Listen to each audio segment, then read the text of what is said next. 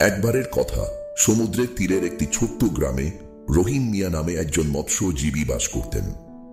তিনি প্রতিদিন গ্রামবাসীদের সঙ্গে সমুদ্রে মাছ ধরতে যেতেন। কিছু মাছ নিজের জন্য রেখে বাকিগুলো বিক্রি করে যা টাকা আসত তা দিয়েই তিনি দিন চালাতেন। পরিবার বলতে তার কেউই ছিল না, তাই তিনি প্রায় একাকিত্ব বোধ করতেন। একদিন মাছ বিক্রি করার জন্য তিনি পাশের গ্রামের যাওয়ার সিদ্ধান্ত নিলেন। রাস্তায় এক অদ্ভুত মানুষের সাথে তার দেখা হয়। ওই মানুষটি বনের রাস্তার ধারে একটি বাঘের ছানাকে নিয়ে বসেছিল।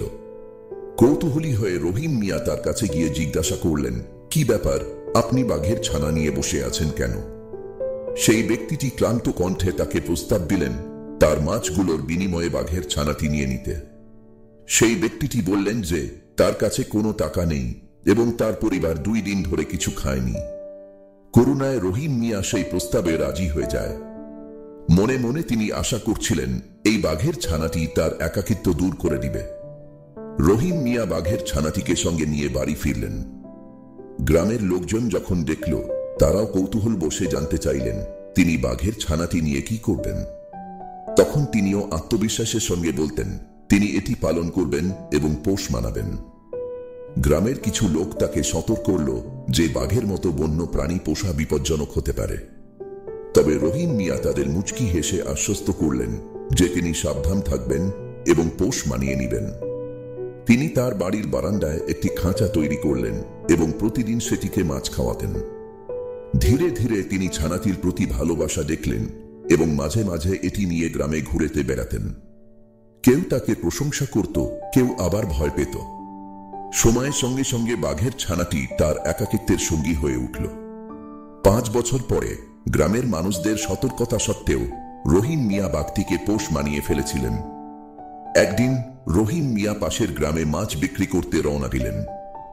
গভীর বন ও পাহাড়ি পথ পার হওয়া যদিও ক্লান্তিকর ছিল, কিন্তু রহিম মিয়ার এসব সহ্য হয়ে গিয়েছিল। বাজারে পৌঁছে তিনি দ্রুত তার মাছ বিক্রি করলেন। তারপর 1 কাপ কফি খেয়ে বাড়ি ফেরার প্রস্তুতি নিলেন।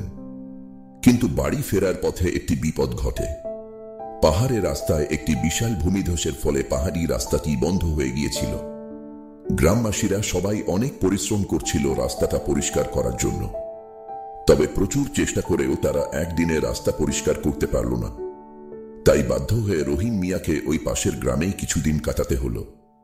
5 দিন পর রাস্তা পরিষ্কার হলে রহিম মিয়া তাড়াতাড়ি বাড়ি ফিরলেন। বাড়িতে ঢুকেই তিনি দেখলেন তার বাঘটি খাঁচার এক কোণে বসে আছে। 5 দিন কিছু না খাওয়ার পরও বাঘটি জীবিত ছিল, কিন্তু বেশ দুর্বল হয়ে গিয়েছিল। আবেগে পরে রহিম মিয়া খাঁচাটি খুলে বাঘটির কাছে গেলেন। কিন্তু দুর্ভাগ্যক্রমে ক্ষুধা বাঘটির প্রাথমিক প্রবৃত্তিকে জাগিয়ে তুলেছিল, আর বাঘটি রহিম মিয়াকেই আক্রমণ করে বসল।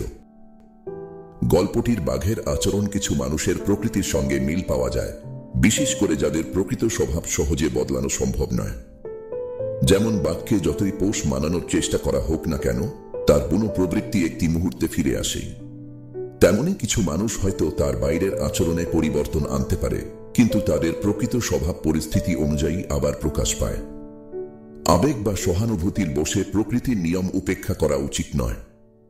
মানুষ বা প্রাণী যার প্রকৃতি বদলানো সম্ভব নয়, তাদের স্বভাব মেনে নিয়ে দূরত্ব বজায় রাখাই শ্রেয়। যদি আজকের গল্পটি ভালো লেগে থাকে, তবে আমাদের পাশেই থাকুন, কারণ গল্পে গল্পে শেখা শিক্ষাগুলো আমাদের অনেক দিন মনে থাকে। ধন্যবাদ, দেখা হবে পরের কোনো সুন্দর গল্পের সাথে।